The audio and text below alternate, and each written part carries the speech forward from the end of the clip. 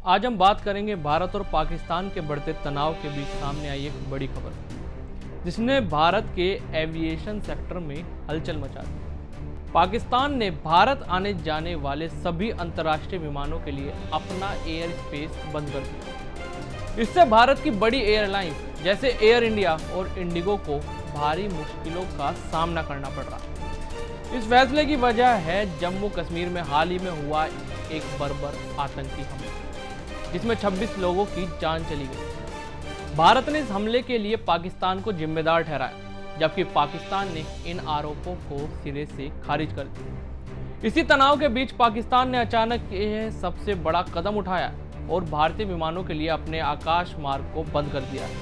अब अगर हम बात करें इसके असर की, तो सबसे पहला और सीधा असर दिख रहा है भारत की अंतर्राष्ट्रीय उड़ानों पर, खासकर वे उड़ानें जो यूरोप, अमेरिका, मिडल ईस्ट और कुछ एशियाई देशों की ओर जाती है।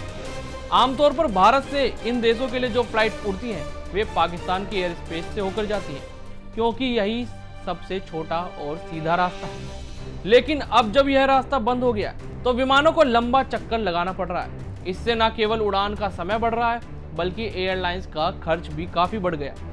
खास तौर पर दिल्ली एयरपोर्ट पर इसका सबसे ज्यादा प्रभाव देखने को मिल रहा है। दिल्ली से ज्यादातर लंबी दूरी की उड़ानें भरी जाती हैं, इसमें यूरोप, नॉर्थ अमेरिका और मिडल ईस्ट के लिए। रिपोर्ट के मुताबिक एयर इंडिया की मिडल ईस्ट जाने वाली उड़ानों का समय अब लगभग 1 घंटे तक बढ़ गया। इसके चलते न केवल फ्यूल की खपत बढ़ेगी, बल्कि विमानों में कार्गो यानी सामान ले जाने वाली जो क्षमता होती है वह भी कम हो जाएगी। एयर इंडिया ने अपने बयान में कहा कि उनकी नॉर्थ अमेरिका, यूरोप, यूके और मिडल ईस्ट जाने वाली कुछ उड़ानों के रास्ते अब बदल जाएंगे। एयर इंडिया ने अपने सोशल मीडिया अकाउंट पर जानकारी दी कि फ्लाइट्स अब लंबे रास्ते से जाएंगी, जिससे समय में बढ़ोतरी होगी।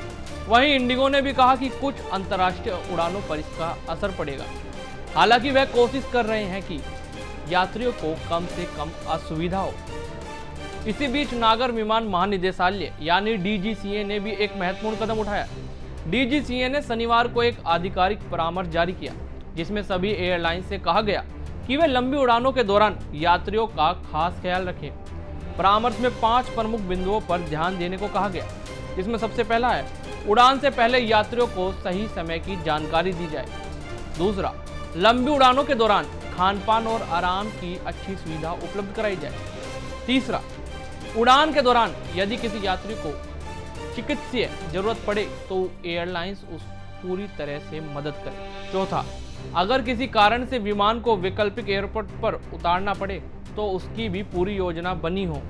और सबसे अहम और पांचवा, ग्राहक सेवा और अलग अलग विभागों के बीच अच्छा समन्वय बना रहे, ताकि किसी भी स्थिति में सही तरीके से निपटा जा सके। डीजीसीए ने कहा कि एयर स्पेस बंद होने के कारण एयरलाइंस के संचालन में तकनीकी बाधाएं आ रही हैं, इसलिए यात्रियों को असुविधा से बचाना अब सभी एयरलाइंस की बड़ी जिम्मेदारी है। अगर आंकड़ों की बात करें, उदाहरण के तौर पर दिल्ली से बाकू जाने वाली फ्लाइट को पहले सिर्फ 5 घंटे 5 मिनट लगते थे, लेकिन अब वही फ्लाइट गुजरात और ईरान के रास्ते होकर जा रही है और कुल समय बढ़कर 5 घंटे 43 मिनट हो गया। ऐसा ही असर कई और उड़ानों पर भी देखने को मिल रहा है। एविएशन इंडस्ट्री के जानकार अजय अवतानी ने कहा कि सबसे ज्यादा झटका एयर इंडिया को लगेगा, क्योंकि उनकी लंबी दूरों की उड़ानों की संख्या सबसे अधिक है। एयर इंडिया की फ्लाइट्स यूएस, कनाडा, यूरोप और मिडल ईस्ट में रोजाना कई रूट्स पर ऑपरेट होती है, इसलिए हर एक अतिरिक्त मिनट का सीधा असर उनके खर्चे पर पड़ेगा। यह स्थिति तब तक और भी चुनौतीपूर्ण हो जाती है जब हम जानते हैं कि भारत का एविएशन सेक्टर पहले से ही मुश्किल दौर से गुजर रहा है। बोइंग और एयरबस से नए विमानों की डिलीवरी में देरी हो रही है, जिससे एयरलाइंस की ग्रोथ प्लानिंग पर असर पड़ता है। अब इस एयरस्पेस बैन ने हालत और मुश्किल बना दी है। एयरलाइंस को अब अपने फ्लाइट शेड्यूल दोबारा प्लान करने पड़ रहे हैं। क्रू के काम में घंटे फिर से गिनने पड़ रहे हैं, ताकि वे एविएशन के नियमों का पालन कर सकें। एक पायलट ने बताया कि लंबी उड़ानें क्रू के ड्यूटी आवर्स को प्रभावित करती हैं और हर छोटी छोटी प्लानिंग को नए सिरे से बनाना पड़ता है। पाकिस्तान ने साफ कर दिया है कि यह एयर स्पेस बैन कम से कम 23 मई तक जारी रहेगा, यानी अभी कम से कम कुछ हफ्ते तो भारतीय एयरलाइंस को इस चुनौती का सामना करना ही पड़ेगा। अगर इतिहास से तुलना करें तो 2019 में भी पाकिस्तान ने भारतीय विमानों के लिए अपना एयर स्पेस बंद कर दिया था। उस समय भारतीय एयरलाइंस को लगभग $64 मिलियन यानी करीब 500 करोड़ रुपए का नुकसान हुआ था। तो साफ है अगर यह स्थिति ज़्यादा लंबी चली तो भारतीय एविएशन इंडस्ट्री को एक बार फिर भारी वित्तीय झटका लग सकता है।